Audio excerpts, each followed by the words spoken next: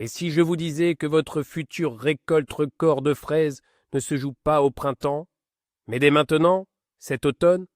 Oui, oui, vous avez bien entendu. Il existe une unique fertilisation automnale dont dépendent quasiment tout, le nombre de fruits, leur calibre et même leur saveur sucrée. Aujourd'hui, nous allons vous révéler ce secret capital des jardiniers qui transformera vos modestes parcelles en une véritable plantation de fraises. Restez avec nous, car ce que vous allez découvrir va radicalement changer votre approche de l'entretien de vos fraisiers. Commençons sans plus attendre par comprendre pourquoi l'automne est si crucial. Durant l'été, le fraisier a consacré toutes ses forces à la production de fruits. Il est épuisé et vulnérable.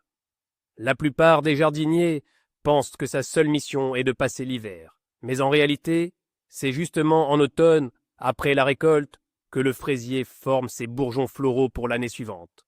Autrement dit, votre récolte de 2025 se prépare dès à présent. Et notre rôle est de l'aider à constituer ce capital au maximum. Alors, abordons d'emblée l'erreur la plus cruciale, je dirais même fatale, que presque tous les jardiniers commettent en automne, l'apport d'engrais azotés. Et oui, le fumier frais, le guano, l'urée, le nitrate d'ammonium, tous ces fertilisants, pourtant si bénéfiques, doivent impérativement être mis de côté pour l'instant. Réservez-les pour le printemps, et vos fraisiers vous en remercieront. Pourquoi une telle mise en garde? C'est très simple. L'azote est le principal moteur de la croissance foliaire. Tel un stimulant, il pousse les fraisiers à développer activement de nouvelles feuilles et de nouveaux stolons. Quoi de mal à cela, pensez-vous? Un beau buisson bien vert et fourni? Mais en automne, cela se révèle un piège. La plante dépense ses précieuses réserves non pas à renforcer ses racines et à préparer la récolte future, mais à produire cette verdure, finalement superflue. De surcroît, ce jeune feuillage fragile n'aura tout simplement pas le temps de se fortifier avant les premières herbes gelées. Ces jeunes feuilles seront les premières à noircir et à succomber au froid. Et ce n'est pas qu'un problème esthétique. C'est une porte ouverte à toutes sortes de champignons et de pourritures qui contamineront aisément le cœur sain du plant. Au final, au lieu d'un fraisier fort et prêt pour l'hiver, vous obtenez un plant affaibli qui risque de ne pas survivre aux gelées. Par conséquent, retenez la règle d'or pour l'automne, zéro azote. Son moment viendra au printemps. Très bien, l'azote. C'est une affaire classée. Nous l'avons bien écarté de l'alimentation automnale de nos fraisiers. Mais alors, une question logique se pose. De quoi les nourrir? De quoi ont-ils besoin maintenant pour bien passer l'hiver et nous offrir une récolte magnifique l'année prochaine? La réponse est simple. Nos fraisiers ont besoin de deux autres macro-éléments essentiels. Retenez bien ces deux de nos champions, le phosphore et le potassium. C'est ce duo de choc qui compose la base de notre formule nutritive automnale. Voyons en détail le rôle de chacun. Le phosphore, c'est le grand bâtisseur et l'architecte du système racinaire. Il ne recherche pas un feuillage luxuriant. Sa mission est de travailler en profondeur, sous terre. Grâce à lui, les racines des fraisiers deviennent puissantes, bien ramifiées et saines. Et des racines vigoureuses, c'est la clé d'un hivernage réussi. Plus le système racinaire est robuste, plus la plante pourra stocker de précieuses réserves nutritives et plus elle supportera facilement les rigueurs du froid. Quant au potassium, il cumule deux fonctions capitales.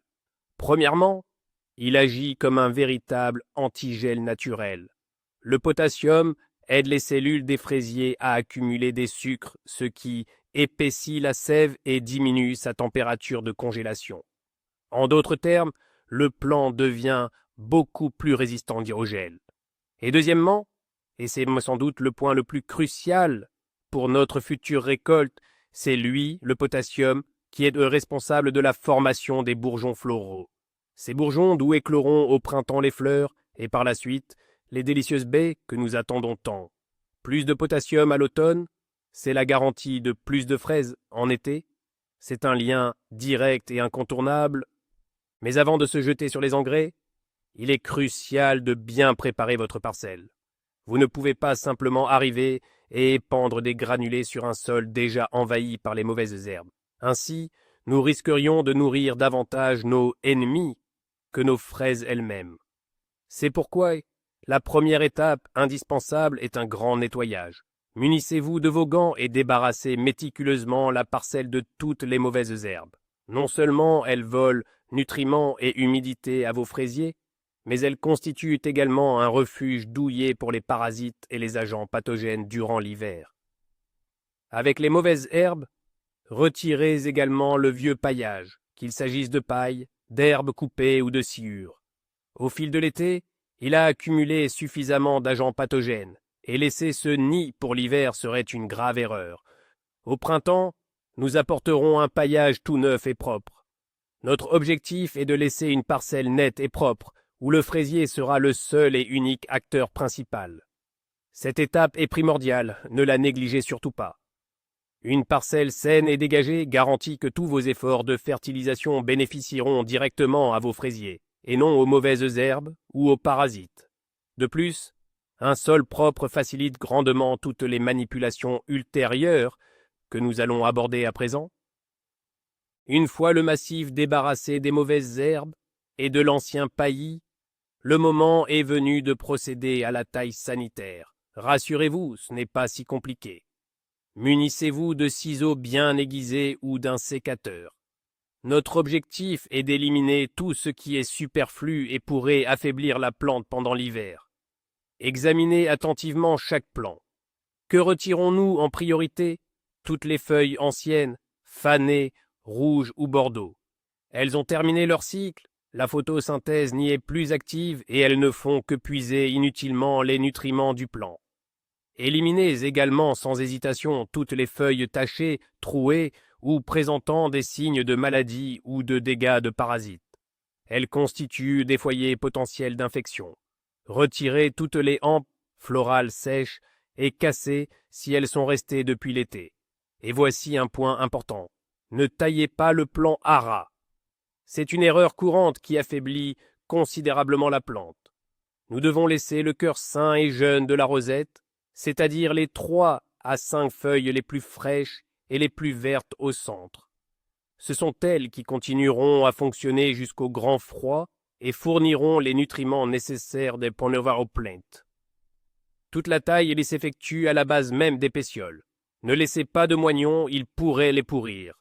Toutes les feuilles coupées et les résidus végétaux doivent être immédiatement retirés du massif et brûlés, afin d'éliminer d'éventuels nuisibles et spores de champignons. Alors, le jardin est propre et les arbustes sont soigneusement taillés. Quelle est la prochaine étape? Vient ensuite une technique agronomique essentielle, mais trop souvent négligée, le binage. Après le désherbage et la taille, le sol autour de vos plantations s'est très probablement compacté. À force de marcher et de travailler autour, nous l'avons tassé. Or, un sol compacté empêche l'air d'atteindre correctement les racines, ce qui ralentit considérablement leur développement. Notre objectif est donc de rendre la terre meuble et aérée. Pour cela, prenez une petite binette, une griffe de jardin, ou même une fourchette robuste. Ensuite, très délicatement, en veillant à ne pas abîmer les racines, aérez la terre autour de chaque pied.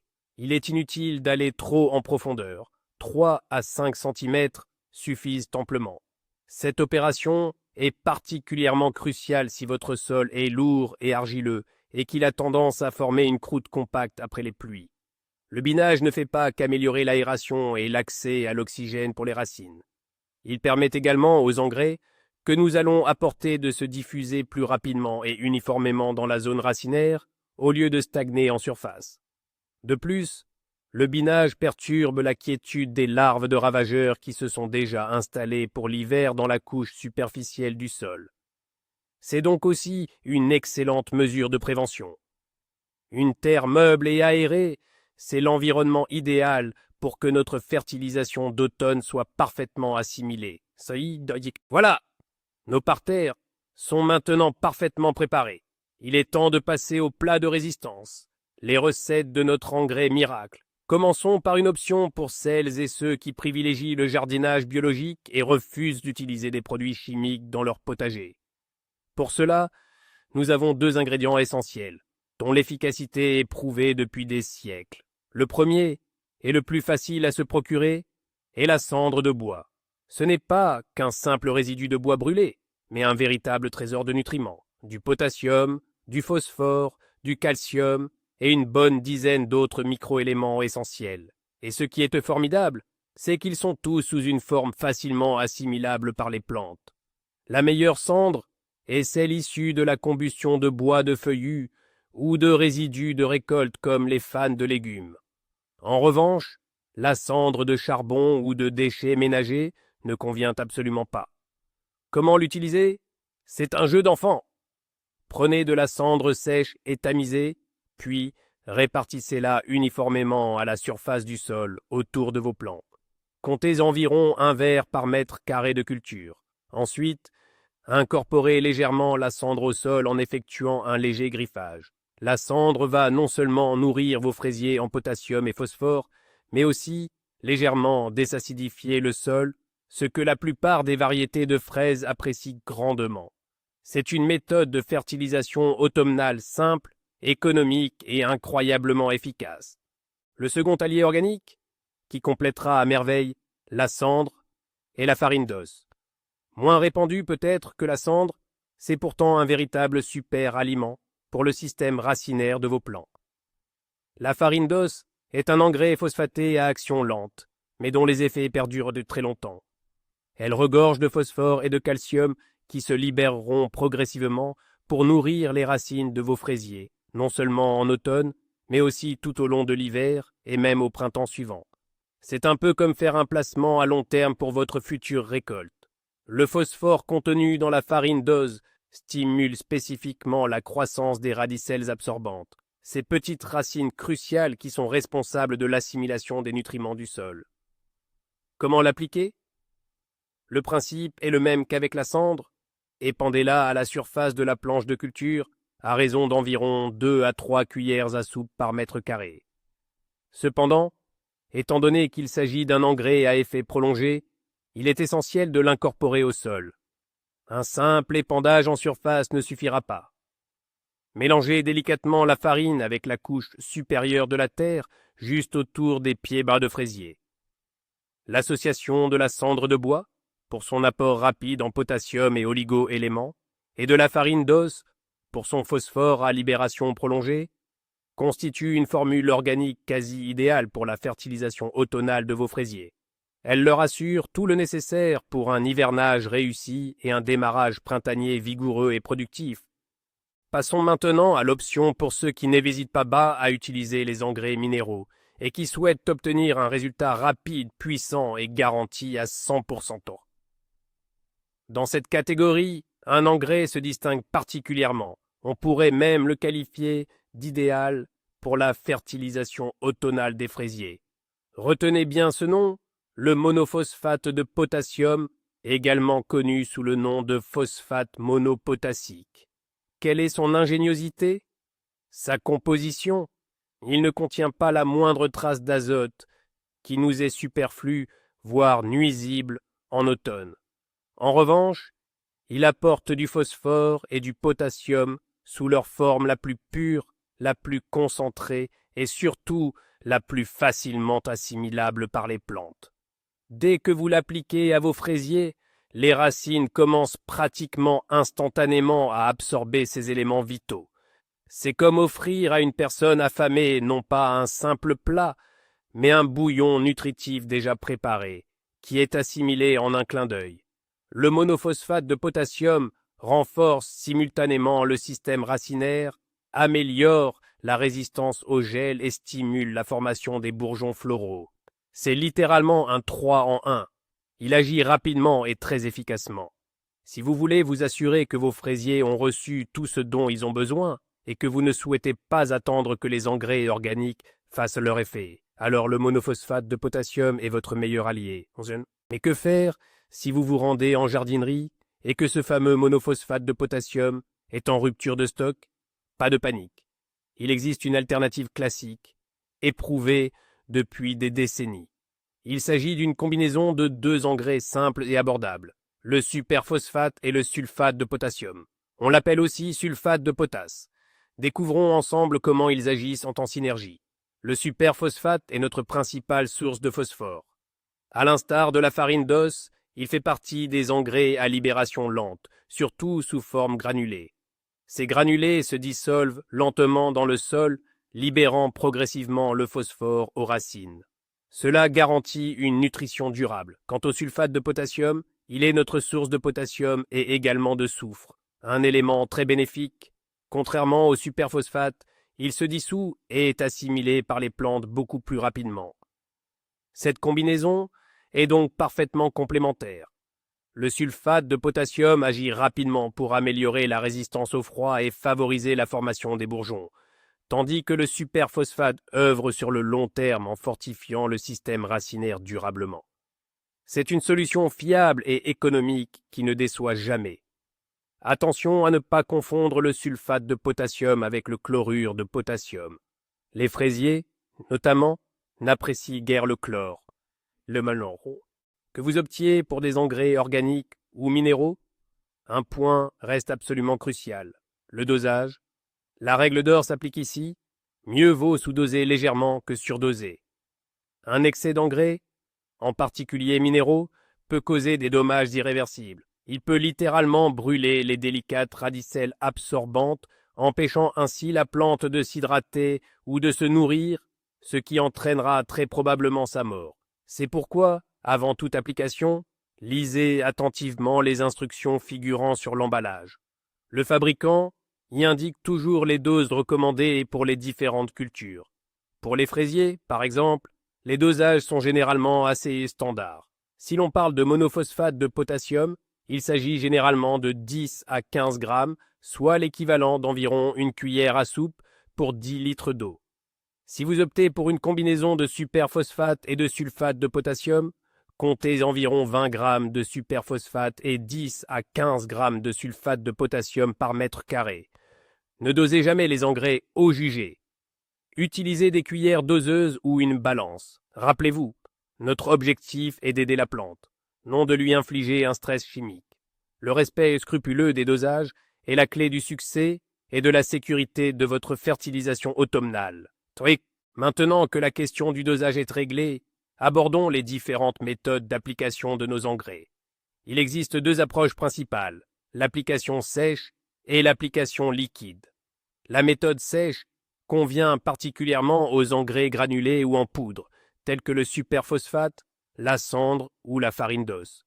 Pour l'appliquer, il suffit de répandre uniformément la quantité nécessaire de granulés ou de poudre sur un sol préalablement humidifié tout autour des plants. Il est crucial d'éviter de déposer l'engrais directement au centre de la rosette afin de ne pas brûler le point de croissance. Préférez l'épandre entre les rangs et autour de la base des plants. Ensuite, il est impératif d'incorporer ces granulés au sol par un léger griffage ou binage sur quelques centimètres de profondeur. Cependant, il existe une méthode encore plus efficace, particulièrement adaptée aux engrais hydrosolubles comme le monophosphate de potassium ou le sulfate de potassium. Il s'agit de la préparation d'une solution nutritive. Pour ce faire, il suffit de dissoudre la quantité requise d'engrais dans l'eau en suivant scrupuleusement les instructions, puis d'arroser nos fraisiers au pied avec cette solution. Cette méthode présente un avantage considérable. Les nutriments sont directement acheminés aux racines sous forme liquide, prêts à être assimilés, ce qui permet une absorption quasi instantanée. Lors de l'arrosage, veillez à verser la solution précisément au pied du plant, en évitant tout contact avec le feuillage. Pour un plant adulte, une quantité allant d'un demi-litre à 1 litre de solution nutritive est généralement suffisante. Nous abordons maintenant l'étape finale, mais essentielle, souvent négligée ou mal réalisée par de nombreux jardiniers. Il s'agit de l'arrosage, obligatoire et abondant, après l'application de tout type d'engrais, surtout si vous les avez utilisés sous forme sèche. Retenez bien ceci, l'eau est le véhicule. Sans elle, même les meilleurs et les plus chers engrais n'atteindront tout simplement pas les racines. Ils resteront en surface, un poids inutile et inefficace. Qui plus est, des granulés concentrés laissés sur un sol sec peuvent provoquer des brûlures chimiques au collet de la plante ou aux racines superficielles. C'est pourquoi, après avoir épandu et légèrement incorporé les engrais secs, il est impératif d'arroser très abondamment votre planche de culture. Il ne s'agit pas juste d'un léger arrosage à l'arrosoir, mais de bien imbiber le sol sur une profondeur de 15 à 20 cm. Si, en revanche, vous avez apporté des nutriments sous forme liquide, il est tout de même recommandé de procéder à un arrosage supplémentaire à l'eau claire. Cela permettra, d'une part, de rincer les résidus d'engrais ayant pu accidentellement se déposer sur les feuilles, et d'autre part, de mieux répartir la solution nutritive dans la zone racinaire. Ne lésinez pas sur l'eau à cette étape. Un arrosage généreux est l'assurance que votre fertilisation sera pleinement efficace à 100%. Abordons maintenant un point crucial concernant les jeunes plants. Nous parlons ici de ces estolons et rosettes que vous avez mis en terre très récemment, en fin d'été, par exemple en août ou début septembre. Leur système racinaire est encore extrêmement délicat, faible et vulnérable. Il n'a pas encore eu le temps de se développer pleinement et de s'enraciner solidement. Il est donc impératif d'aborder leur fertilisation avec une prudence toute particulière. Appliquer les mêmes dosages que pour des pieds adultes de 2 ou 3 ans est absolument à proscrire. Cela provoquerait, presque à coup sûr, une brûlure irréversible des jeunes racines. Alors, comment procéder? Si vous les avez plantés dans une terre bien préparée et fertile, vous pouvez tout à fait ignorer la fertilisation d'automne la première année. Les nutriments incorporés lors de la plantation seront amplement suffisants. Cependant, si le sol était moins riche et que vous constatez une certaine faiblesse chez vos plants, un apport nutritif est non seulement possible, mais recommandé. Dans ce cas, nous utiliserons très précisément la moitié de la dose préconisée pour les plants adultes. Autrement dit, si pour 10 litres d'eau on suggère une cuillère à soupe de monophosphate de potassium, pour les jeunes pousses, nous n'en mettrons qu'une demi-cuillère. Cette quantité sera parfaite pour les soutenir et les aider à affronter leur tout premier hiver sans risquer d'abîmer leur fragile système racinaire. Et enfin, abordons le sujet le plus réjouissant, les résultats. Quel est l'effet que nous obtiendrons de tous ces efforts automnaux? Et là, il est crucial de comprendre une chose importante. Contrairement aux apports du printemps, la fertilisation automnale ne procure pas d'effet visible immédiat. Ne vous attendez pas à voir vos fraisiers verdir et pousser de façon spectaculaire en une semaine. Au contraire, avec l'arrivée du froid, son développement ralentira progressivement, et elle se préparera à entrer en dormance. Toute la magie de cet apport se déroule discrètement, sous terre. Le phosphore s'occupe de construire des racines puissantes, tandis que le potassium gorge les cellules de sucre et forme les minuscules ébauches, invisibles à l'œil nu, des futurs souffleurs. La véritable magie, vous la constaterez au printemps. Lorsque la neige aura fondu, vous remarquerez que vos plants auront bien mieux résisté à l'hiver que ceux de vos voisins. Ils apparaîtront robustes, sains, avec un minimum de pertes, et dès que le soleil se fera plus généreux, ils exploseront en une croissance d'une vigueur surprenante. Vous serez étonné par l'abondance de la floraison. On aura l'impression que le plant entier sera couvert de fleurs blanches. Une floraison aussi généreuse est directement synonyme d'une récolte exceptionnelle. Les fruits seront plus gros, plus nombreux et grâce aux sucres accumulés, ils seront aussi plus sucrés. C'est à ce moment-là, en récoltant votre moisson record, que vous comprendrez toute la puissance et l'importance de cette fameuse et juste fertilisation automnale. Et voici le point crucial, souvent négligé par beaucoup. Le secret ne réside pas simplement dans le fait d'apporter du potassium et du phosphore. Le secret est de comprendre ce que vous faites. Vous ne faites pas que fertiliser la terre. Vous investissez délibérément dans la bambocta souterraine de votre plante. À l'automne, vous apportez du phosphore pour le développement des racines. C'est votre fondation. Et en même temps, vous apportez du potassium pour les futurs de fleurs et baies. Ce sont vos dividendes. La plupart attendent le printemps pour commencer à nourrir la partie aérienne. Mais le jardinier averti dynamise les racines dès l'automne. C'est ce changement de mentalité qui fait toute la différence entre une récolte ordinaire et une récolte record. Vous travaillez en amont, en donnant à la plante tout ce dont elle a besoin pour former une future abondance au moment où elle en a le plus besoin. En résumé, le succès de votre future récolte de fraises se prépare dès l'automne. Oubliez l'azote, à cette période c'est votre ennemi. Misez sur le phosphore pour les racines et le potassium pour la rusticité hivernale et les futurs dépénats. Préparez votre plate-bande, choisissez la méthode qui vous convient, organique ou minérale, et arrosez abondamment. Cette étape simple est l'investissement le plus rentable de votre temps cet automne. Merci d'avoir regardé cette vidéo jusqu'au bout. J'espère que ces conseils vous aideront à cultiver une récolte dont vous serez fiers. Si cette vidéo vous a été utile, vous savez ce qu'il vous reste à faire. Laissez un pouce bleu, abonnez-vous à la chaîne et activez la cloche pour ne manquer aucune de nos nouvelles astuces de jardinage. Et maintenant, une question pour vous. Avec quoi nourrissez-vous vos fraisiers à l'automne? Partagez vos recettes éprouvées ou même vos erreurs dans les commentaires. Discutons-en ensemble.